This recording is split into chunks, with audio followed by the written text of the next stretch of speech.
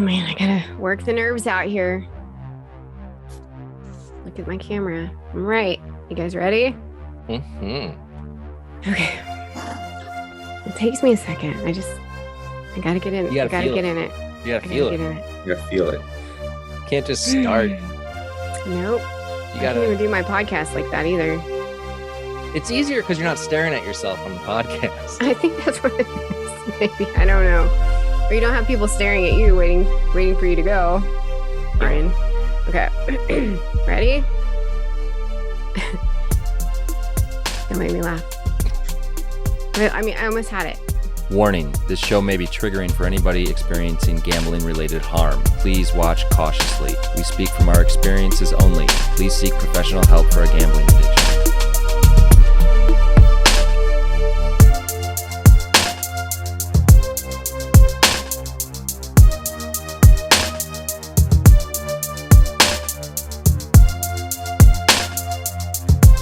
Hi everyone, welcome to the Bet Free Life. I'm Christina, and I last placed a bet March of 2021. And I'm Brian, and I last placed a bet in July of 2014. Hi, Christina. Hi, Brian. Christina, guess what I did today? I'll just tell you. You don't have to guess.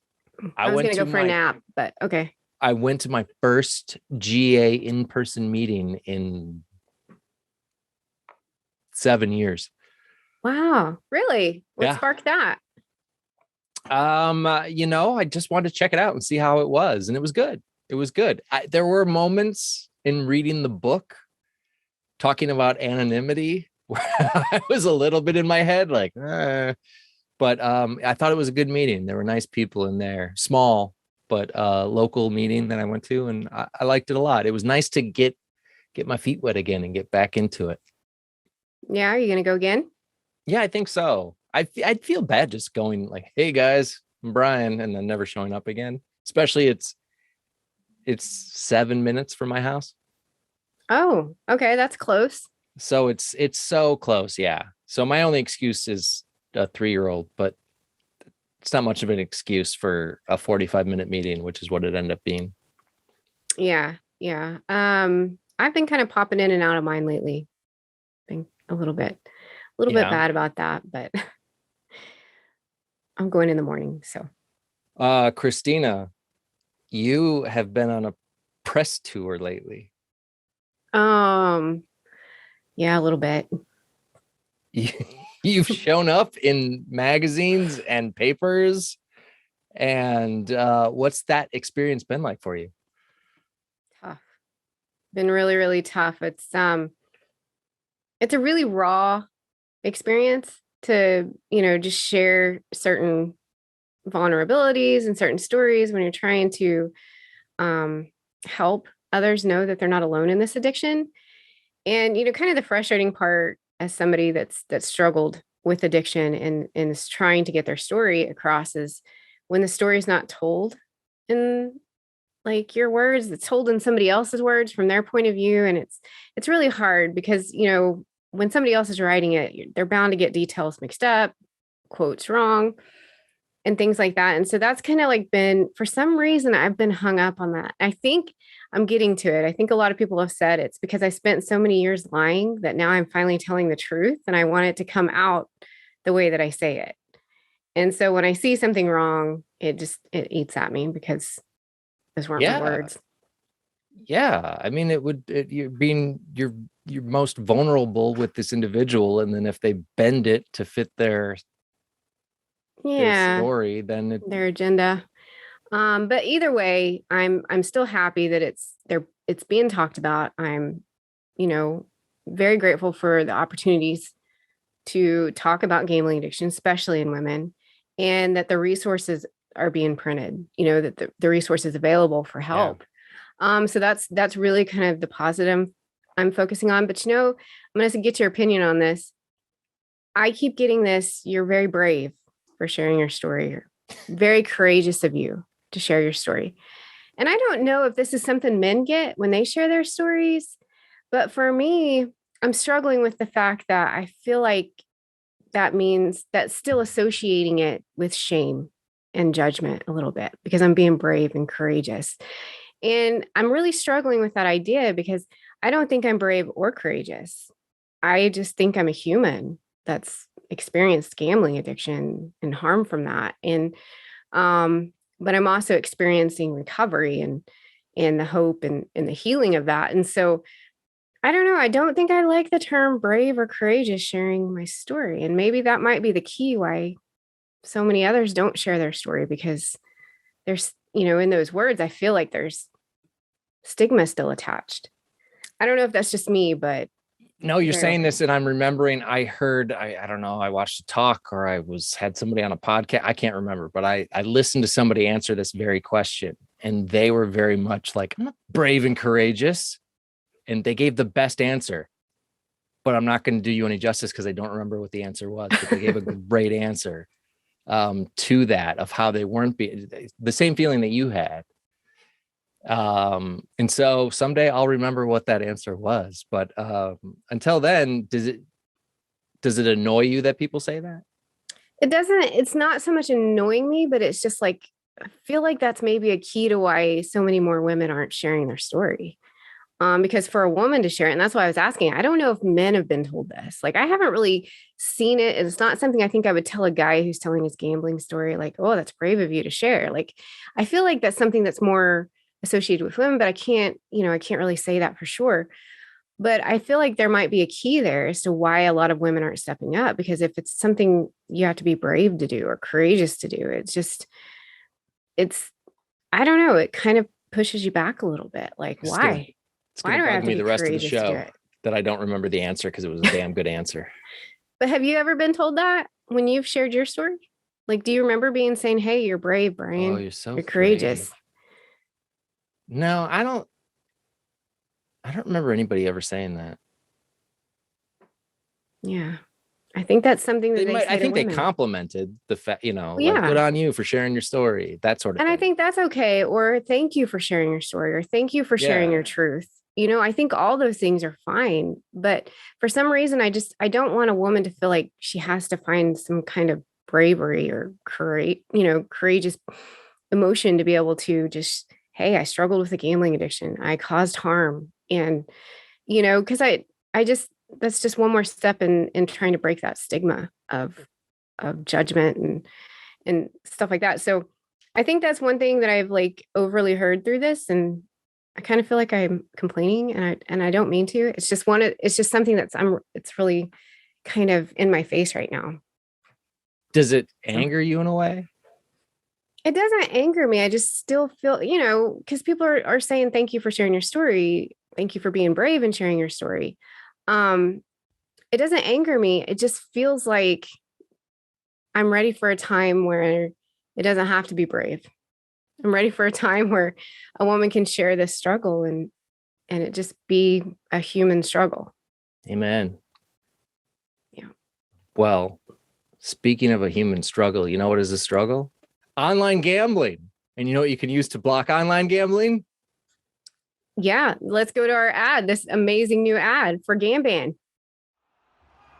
If you've ever found yourself chasing a loss, or spending more time and money than you can afford on gambling,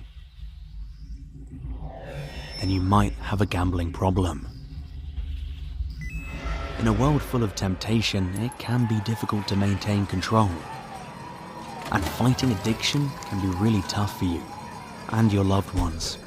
Gamban can remove temptation by blocking your devices from accessing gambling websites and apps, wherever you are in the world. Easy to install and non-intrusive, Gamban is a helpful tool for tackling gambling addiction. Gamban can help you get back on your feet and give you the time you need to enjoy the more important things in life.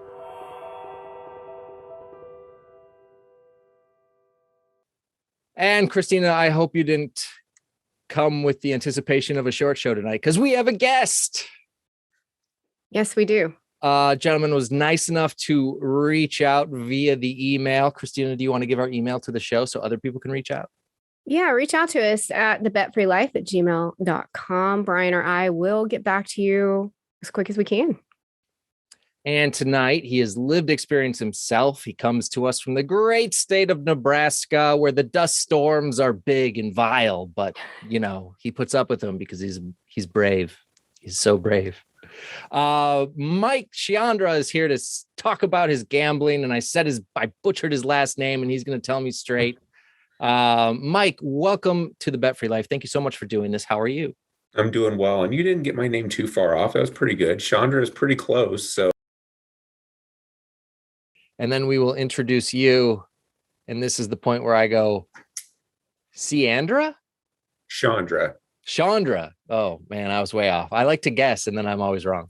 So here's the deal. Back in the home country, my dad was full-blooded Sicilian. It would be closer to Chandra, but in America, it's become very much Chandra, just, I think, to make things Mike simpler for Chandra. people. Yeah. Got it.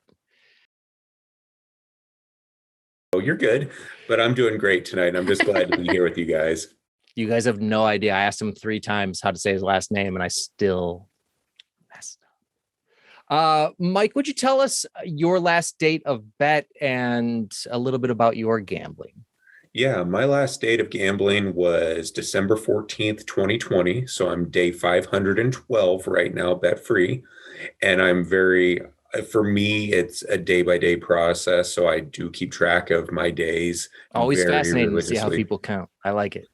It is. And the clients that I work with now do it in all different ways. So it's interesting to see that. So for me, my story is a pretty long one. I'll try to keep it somewhat brief for you guys. But I grew up in a family of gamblers. I was born in Las Vegas. So some of my first memories were of hanging out in the arcades in the casino while my family would go gamble.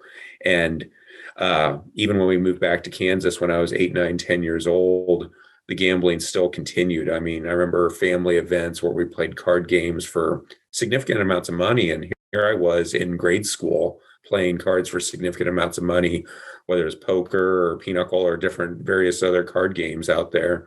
And so it started pretty early for me. First time I ever went to a Keno parlor and placed a bet while I was 14, which is obviously not legal to do that, but I was doing that. I started going to bingo with a friend of mine when I was 15 or 16, which was really awkward because it was mostly old ladies and me there, but still it was my way to bet. So just kind of progressed from there. Definitely with the holidays, significant events, family events, we always played cards and had some sort of action going, while my family would always go to casinos and talk about their stories about wins and losses. So it was just a big part of everything we did in our family. Remember when I turned 21, that's where my family took me. The first thing they did was take me to the casinos. A lot of people go to bars when they turn 21. We went to a casino when I was 21. I remember losing money when I turned 21. Still didn't turn me away. So seeing my family lose a lot of money and watching myself lose a lot of money did nothing to change my habits. So when I moved to Nebraska to go to college, I still kind of had that same lifestyle there. I actually banned myself, self-excluded myself from the casinos in Iowa probably 15 years ago, and thought that would be enough for me to get things going the right way. But I still continued on with various other activities. I wrote down all the gambling activities I've done in my life, and it's a lot of them. So worked multiple jobs to hide my addiction, always had money set aside. The line was incredible. I can say it probably cost me my first marriage. Did not help it by any means. And just a lot of things just kept on getting worse and worse after the divorce, and after many, many years. I was 20 some, almost 30 years that it was getting to a point where it was truly disordered. 2020 came along, and I was running a pretty successful marketing business. And obviously when the pandemic hit, all my promotional work went away. So had to kind of go into a different business field, and actually started another business, but it was a delivery business, and I had free time, and the gambling got even worse. And it just really spiraled from there to a point where I got to December 14th, 2020. And I remember it wasn't, people ask me what that rock bottom, I hate that term rock bottom, but that's kind of what people like to think of when Why do you hate it? Because everybody's rock bottom is so subjective. Yeah. What my rock bottom is looks totally different from what somebody else's rock bottom looks like. And somebody here at the clinic that I work at now told me that some people get to rock bottom and they just keep digging. So the rock bottom doesn't necessarily mean anything necessarily. So for me, I didn't really have that. I didn't have that epiphany. I just remember one day I was in Omaha at a Keno parlor, had played some skill touch slot machines and been playing Keno and lost quite a bit of money, but not for me, it was a pretty insignificant amount of money compared to what I've lost in the past, just a few $100s. And I just remember going out to the car and thinking that I'm tired. I'm tired of living a double life. I was living a double life for probably the last 10 years of my addiction, where I would, when I didn't have my daughter, I would be constantly gambling or hustling to find more money to gamble or thinking about gambling and living this totally disordered life while putting on this huge front on social media, in my business, in my professional life, personal life with relationships, put on this great front of being all put together when I was really struggling with this disorder.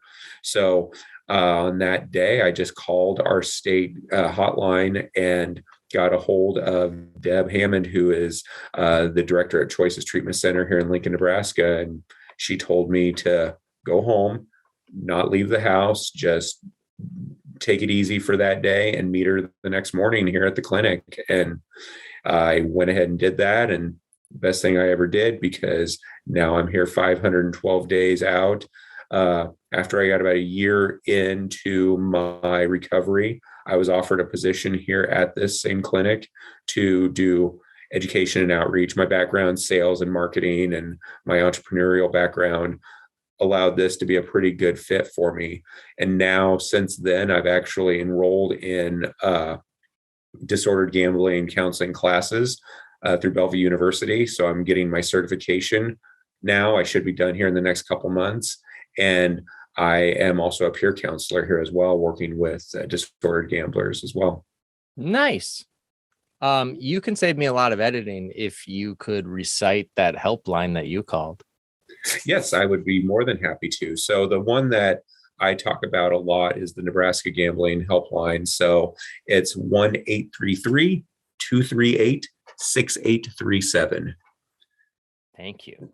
And that is assisted through the Gamblers Assistance Program of Nebraska, which we're very fortunate here in the state of Nebraska, because the Gamblers Assistance Program here will pay for the treatment for the disordered gambler and their loved ones or family members as well. So treatment is available for free in the state of Nebraska. And that's a lot of what I do in my role now, is talk to people about that, talk to organizations, support groups, anybody who's willing to listen. I'm part of a couple mental health summits. I'm going to be a part of some suicide trainings to let people know about the resources that are available out there to problem gamblers in our state. Oh, that's excellent. Let's can we talk about gambling in the state of Nebraska? As we were kind of chatting a little bit before we recorded, I really haven't come across a lot of people in that are struggling with gambling that are from Nebraska. That's not saying they're not out there, but it's not a state that's like extremely prevalent in the gambling scene. Can we talk about the different types of gambling there is there? Absolutely. So Nebraska is a little bit different. I think the problem gamblers are out there. I just don't think a lot of them have come to the forefront. And a lot of that reason is that we have not had casino gambling in the state of Nebraska, at least widespread. There's been a little bit on some of the reservations here, but it's mostly been non-existent here in the state of Nebraska. And I think because people don't see those neon lights of the casinos, I think people don't think about that there's a significant gambling problem. for me here in Lincoln, Nebraska, we're less than an hour away from Council Bluffs, Iowa, which Council Bluffs has, in the state of Iowa, has several casinos. So a lot of people from Lincoln head over to those casinos. But even without that, we still see plenty of people that are disordered that come into our clinic that are Keno players, that are lottery players, that are skill touch players, that have bookies. A lot of different ways that they're getting their fix. We even have people who are addicted to crypto, addicted to day trading, all of the things that are not necessarily casino gambling, but are still equally as disordered. And now that all of this is ramping up even more, because in the state of Nebraska, we are getting casino gambling. It was passed in November of 2020, and the legislation actually was signed by the governor this week to move forward with the building of the casinos and vetting the operators for those casinos here in Nebraska. And within the next few years, we're going to have at least 6 casinos in the state of Nebraska, most likely. It just makes my stomach sink, because it's like, what's coming with that, just like with the spread of sports betting across the nation. Living in Oklahoma, we border Texas, of course, and Texas does not have legalized gambling, but some of the, we have like one of the largest casinos that borders Texas. And so we see a lot of I see a lot of people in the community that is actually from Texas. And it's like, that's a state that has no legalized gambling. But yet you see a lot of problem gamblers too. So yeah, there's definitely, and there's so many different types of ways, just like you expressed, that people can be addicted in the forms of gambling. I'll see people come in with scratch off addictions, and it's just mind blowing, just how easily anything like that can become addicting. Just with any other addiction, for gamblers, for a substance abuser, it's difficult to understand gambling addiction. For different drug users, they don't understand maybe a different drug addiction than what they have. And it's the same thing that goes on in the disordered gambling world. Different games are what the action that people crave. And obviously we know about action gamblers versus escape gamblers. And we see both of them here in our clinic. We see the people that just jam their face into a slot machine, and that's their home, that's their safe space, while we have others who have bookies and do a lot of sports betting and are very braggadocious about their sports betting and talk about it a lot and talk about the wins, but don't talk about the losses. Everybody's story is different, and that's the great thing about what I do, is that I get to see those stories, and I get to share at least a piece of my own story and kind of what is available out there. And just because we don't have the bright neon lights here yet in Nebraska, people are very much affected by problem gambling here. And I just want them to know that they have the resources and the help available. It's pretty impressive that Nebraska has resources available. Considering they don't have a lot of gambling, to get financing for that help is impressive that they can do it. Go ahead. I was going to say that the lottery 30 years ago, when it was established here, was very proactive about that. And they set money aside for the Gamblers Assistance Program for that reason alone. And since then, obviously the levels of money, we could always use more money there. And it's kind of a catch-22, because we know that when the casinos come in, because we're obviously the Gamblers Assistance Program will get a cut of that money. So we know that the casinos are going to bring in more money for the Gamblers Assistance Program so that there's more resources available. But we obviously know there's going to be more people needing that help as well. So it's great to have the resources there, but obviously I want to try to do as much to prevent it as possible. I think a lot of people don't want to face their gambling problem or gambling disorder because they're afraid of they have to be honest with their loved ones, Can you talk about the effect that your gambling had on your loved ones and what the reaction was? Especially, you said you came from a gambling family when you sought help. Yeah, it was difficult. And honestly, it's been more difficult to talk to my family about the situation, about who I was. And I've never been one to blame them. It's not about, uh, and I tell people this all the time, 90 to 95% of people are not even considered disordered gamblers. So I'm not here as an anti-gambling advocate or anything. I want to stay very neutral on that. And even when I talk to my family, I talk about my disorder in my own individual terms. I don't talk about it in family terms. And at first the conversations were awkward, I will admit. It's funny how things have gone along in my own family. My mom now is my biggest cheerleader and fan. She goes around during March Problem Gambling Awareness Month. I was responsible for getting the proclamation signed for the state of Nebraska by Governor Ricketts to get the proclamation put in place for Problem Gambling Awareness Month. She goes around now and shares that picture with all of her friends and everybody on social media, talking about how her son met the governor and all this stuff and what I do for a living. So it's funny, even though I come from that environment, the more that I talk to them about it too, the more they understand kind of how that environment was problematic. And while it might not have led to what I have done for everyone, that there is some culpability there and some responsibility. And that's something that I now face with my own daughters. I want to make sure that she doesn't go down that same path or have those same experiences because of what I have done in the past. Oh, that's excellent. I think one thing I always think about too is the generational impact gambling has. And so it's great to hear that as far as like, wanting to change things for your daughter and being open. Have you had like conversations with your daughter? I don't know how old your daughter is, but have you had conversations with her about your gambling past? Yeah, I have. My daughter's 14. So it's kind of, she has her own struggles, just like all middle school kids do. And she knows what I do for a living. She knows about my past. I haven't went into the gory details about it. And I have people ask me about that. It's like, how do I approach that with the family? Because we have people that come into our clinic that have kids, that have family members. They're like, so how do you approach that?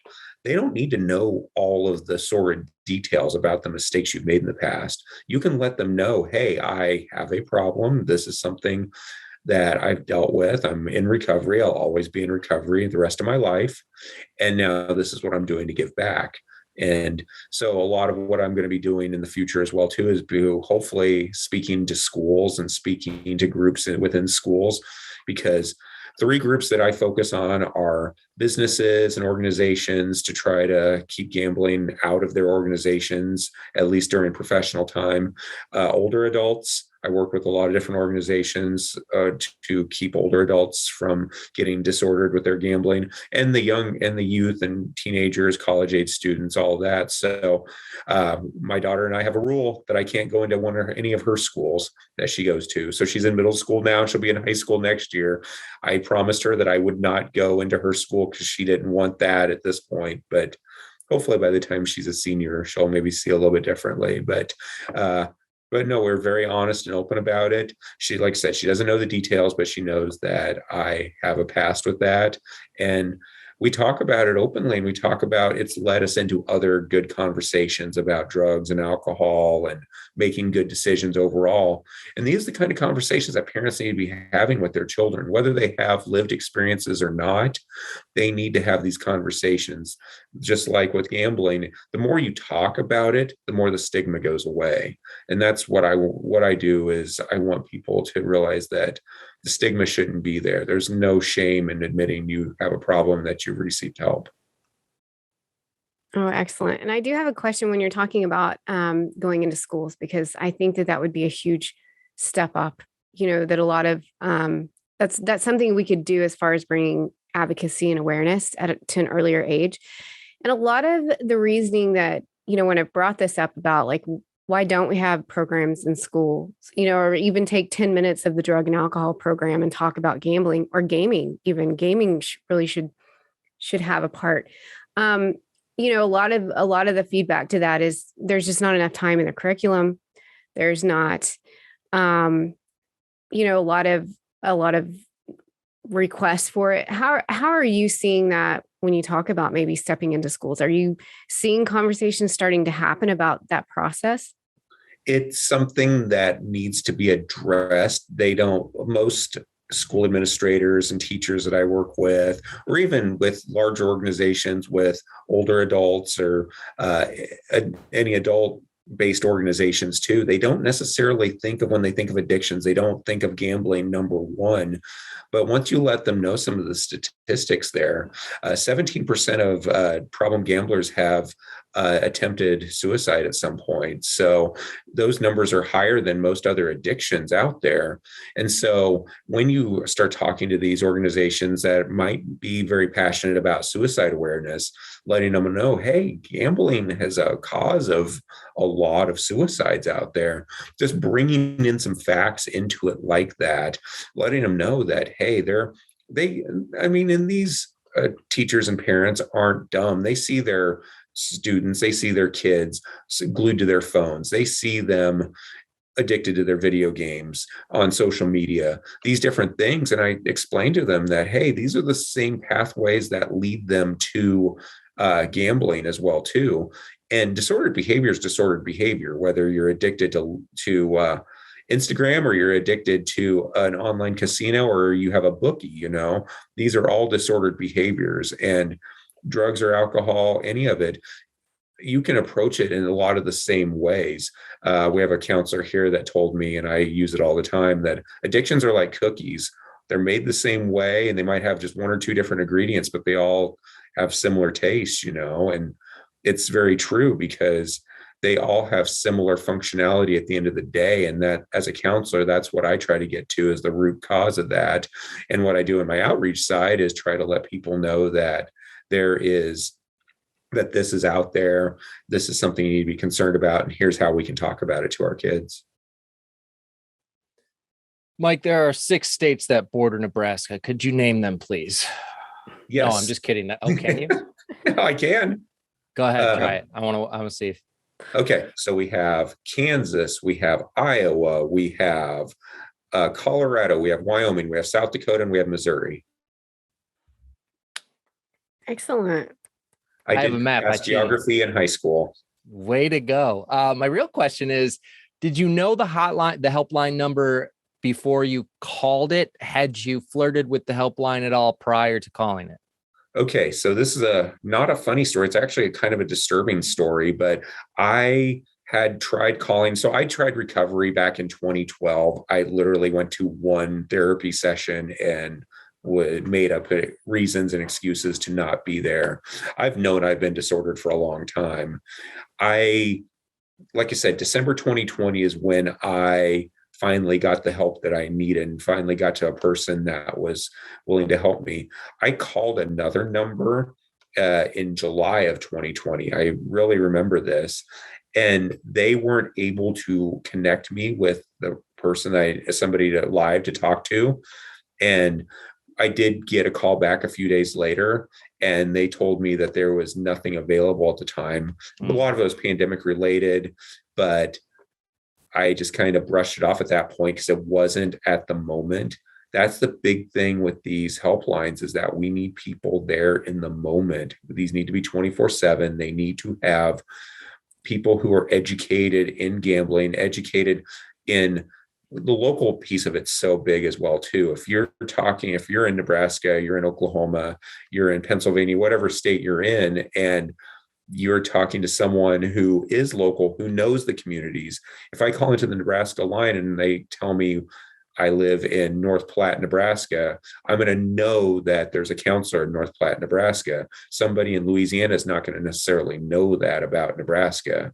So I think it's very important to have those in the moment services available, because as gamblers and as addicts in general, if we get past that moment where we're not feeling the mania and not feeling the regret and despair, and we haven't found the help that we're looking for, we're going to justify continuing our behavior once that moment is passed.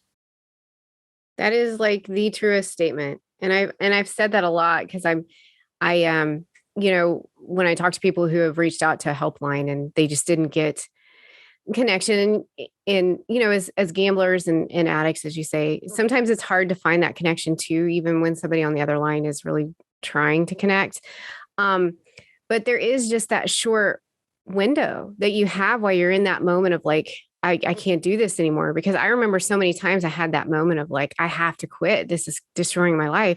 But then it's like, I would just go to bed. And then the next day it'd be like, I'd somehow talk myself into going back and I'd be out of that mindset. And so whenever I'm hearing somebody that has such a horrible story with a helpline, and a lot of those are the contracted helplines, it's just so disheartening, because they have to understand, like, it really is in that moment. In that moment, you have such a small window to say something or do something or connect, that will probably push them forward the next day and keep moving in that direction. And because I had a terrible helpline experience myself, and it's just, it's very imperative that the person on the other end of the line knows what they're saying, knows what they're doing, and can connect with the person calling, because that could change that person's life entirely. And it's very important. I am very fortunate here. I know the people who answer the helpline locally here in Nebraska. I know the counselors that are certified to work with our disordered gamblers here in the state. And I know that they all have that mentality too, that they need to be there for them 24/7 when needed, and that there is help available. The very fortunate thing that we've had here is that we actually have a gambling counselor answer the phone. So they know right away, they understand the disorder right away, and they can see some of those signs. They understand what is going on there. So get that first experience right away of somebody who is trained and knows what to do to say to help. Not only are you helping them eventually get help, we're also helping reduce suicide attempts. We're helping reduce other anxiety and depression issues that are out there that come from problem gambling. So it's huge that we have the right people in place to help with these helplines. Well, Mike, I can't thank you enough for doing this. To be perfectly honest, we were not going to get to Nebraska unless you had emailed. So I appreciate that you emailed, and it sounds like you're doing the Lord's work there in Nebraska. So our thanks to you and to everybody else that you work with who's helping people like us who need help with a gambling addiction. Really appreciate what you're doing. I think it's great. So thank you so much. Well, thank you guys for having me on here. And the more we talk about disordered gambling and problem gambling out there, the more that the stigma goes away. And that's what your podcast is doing. And I'm just glad to be a part of it. Yeah. We appreciate you sharing all those resources too. Yeah. Can you give the helpline again for Nebraska? Yeah. In Nebraska, it is 833-238-6837. And of course, I don't want to talk bad about the National Problem Gambling Helpline as well, the 1-800-522-4700 as well, because there are some great resources there as well too. But I definitely am a huge proponent of the local helplines as much as possible. Yeah, I really like what you said. I mean, you're talking to somebody who lives in your area, who knows the area, who can guide you to the appointment. Sometimes it's as simple as telling you where to park for the appointment. That's what I've learned in talking to a bunch of people who work at the different councils. I mean, some of them do great work. I know the New York Council does great work where they tell people where to park. And I was like, that's so helpful, because I would be that person who would be like, I don't know where to park. I'm getting out of here. And which door to go into. Yeah, it's so helpful. So having somebody local like that, I think, is terrific. It literally takes one thing that can set a person off to that's their reason, their justification for not getting treatment. So whatever we can do to get them that treatment and answer those questions right away, then whatever we do to get them in the door to get that treatment, that's what the best option is. Well, Mike, Chandra, thank you so much for joining us on The Bet Free Life. For Christina, I'm Brian. Thanks for watching. Talking helps.